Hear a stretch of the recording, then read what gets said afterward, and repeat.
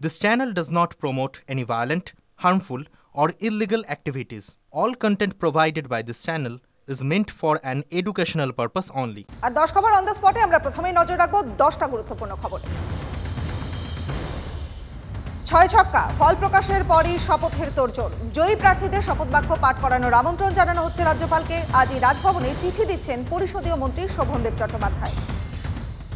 শহরের নিরাপত্তা নিয়ে আরো কড়া কলকাতা পুলিশ। শনিবার লালবাজারে ক্রাইম মিটিংয়ে কড়া বার্তা পুলিশ কমিশনারের। শহরে কারা আসছেন, কি কারণে আসছেন, তাদের সম্পর্কে সব তথ্য রাখতে হবে নির্দেশ পুলিশ কমিশনারের। অস্ত্র উদ্ধার নিয়েও কড়া নির্দেশ পুলিশ কমিশনারের। মুখ্যমন্ত্রীর হুঁশিয়ারির পরই ফের পুলিশ অ্যাকশনে। আসানসোলে গ্রেফতার জমি মাফিয়া, বেআইনিভাবে পুকুর ভরাট, সরকারি জমি দখলের অভিযোগে গ্রেফতার। 7 দিনের পুলিশের হেফাজতে ধৃত হসপি ওরফে উইলসন।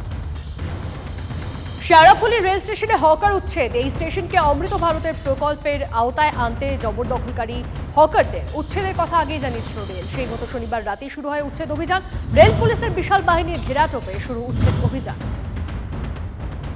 এবার একনাথ শিন্ডে এবং অজিত পাওয়ারের প্রশংসায় নরেন্দ্র মোদী। সুশাসনের জন্যই বিজেপি এবং এনডিএকে এত সমর্থন, মন্তব্য মোদী।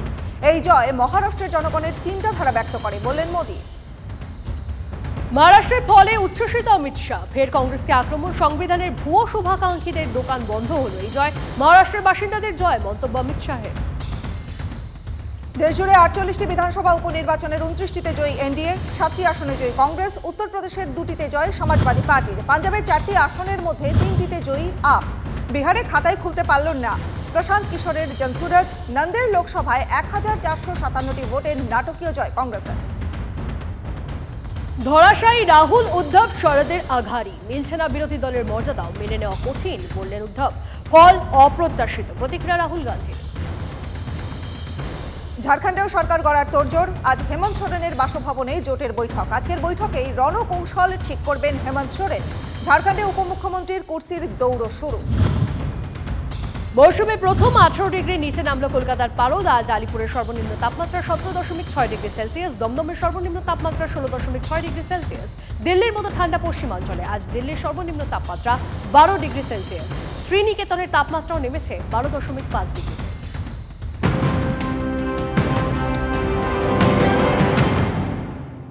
এবার আমরা নজর রাখবো বিস্তারিত খবরে। প্রথমেই বলবো, মুখ্যমন্ত্রী ধমক দিলেন এবং 2 থানার ওসিকে বদল করা হলো। আর তারপর ভোট মিটতেই বিপুল পরিমাণে অস্ত্র উদ্ধার হলো। আসানসোলের কুলটি থানা এলাকায় তল্লাশি চালিয়ে বেআইনিভাবে আগ্নেয়াস্ত্র উদ্ধার করলো এসটিএফ। সুজয় পাল আমাদের প্রতিনিধি এই মুহূর্তে রয়েছেন আমাদের সঙ্গে। সুজয়, মুখ্যমন্ত্রী ধমক দিলেন এবং তারপরেই অ্যাকশন শুরু হয়ে গেল, কি কি তথ্য?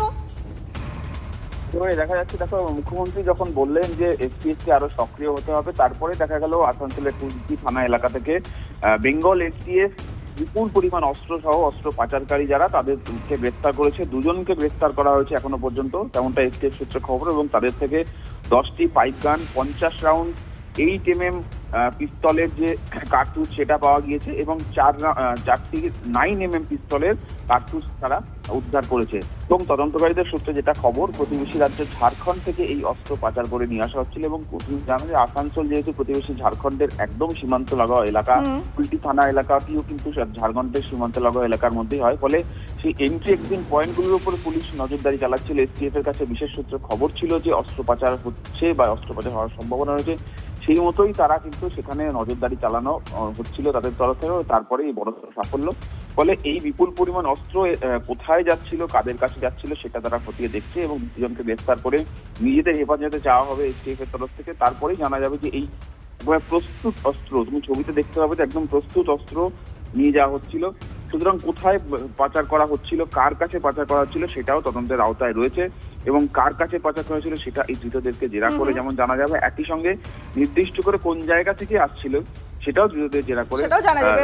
নজর রাখো সুজয় তুমি। আমরা প্রাক্তন পুলিশ কর্তা অরিন্দম আচার্যের সঙ্গে যোগাযোগ করেছি এই মুহূর্তে। অরিন্দম বাবু, আপনাকে টিভি9 বাংলার স্বাগত। দেখুন, আজকে সকালেরই খবর, আসানসোলের কুলটি থানা এলাকায় তল্লাশি চালিয়ে বেআইনি আগ্নেয়াস্ত্র উদ্ধার করলো এসটিএফ। দেখুন, মুখ্যমন্ত্রী ধমক দিলেন এবং তারপরেই কি নড়ে চড়ে বসলো প্রশাসন, কি বলবেন?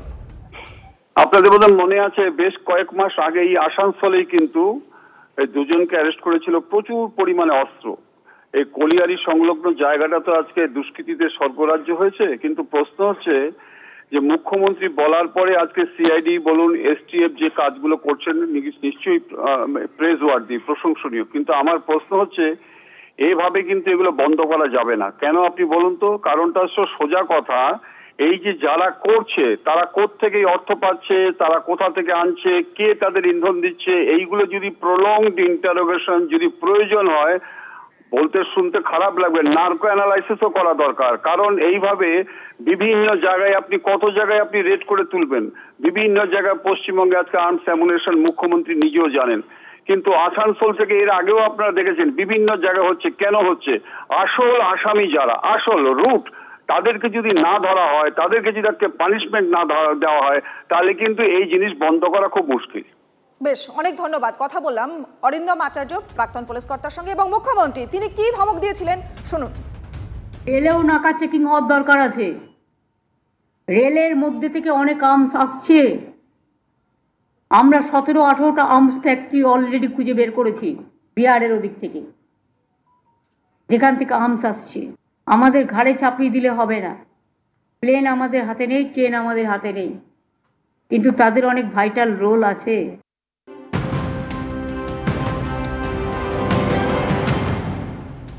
আর একটা ব্রেকিং নিউজ এই মুহূর্তে। দিল্লিতে পুলিশ কনস্টেবলকে কুপিয়ে খুন, শনিবারই 2 অভিযুক্তকে গ্রেপ্তার পুলিশের। রবিবার ভোরে মূল অভিযুক্তকে এনকাউন্টারে হত্যা। কি কারণে খুন কনস্টেবলকে, 2 ধৃতকে জিজ্ঞাসাবাদ তদন্তকারীদের।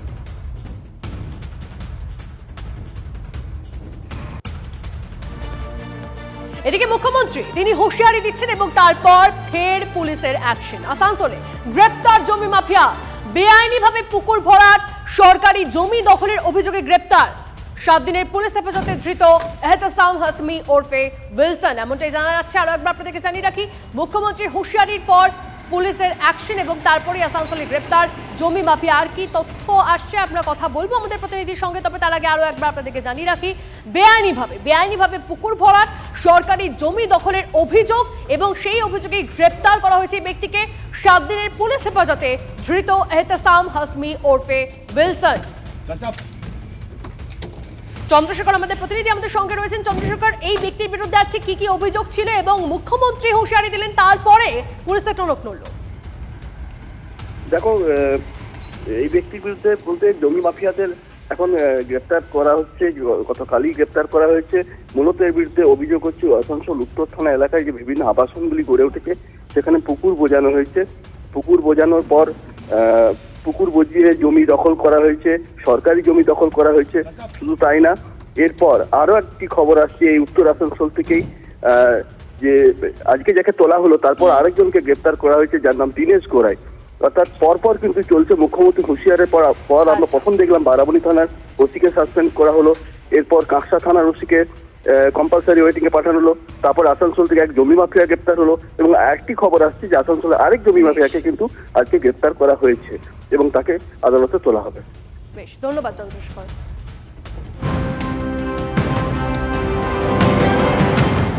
আরো একটা বড় খবর এবার নজর রাখবো। মহারাষ্ট্রে 26শে নভেম্বর সরকার গড়ার তোড়জোড়। 26শে নভেম্বর মহারাষ্ট্রের নতুন সরকারের শপথের সম্ভাবনা। রণকৌশল ঠিক করতে আজ একনাথ শিন্ডের বাড়িতে বৈঠক।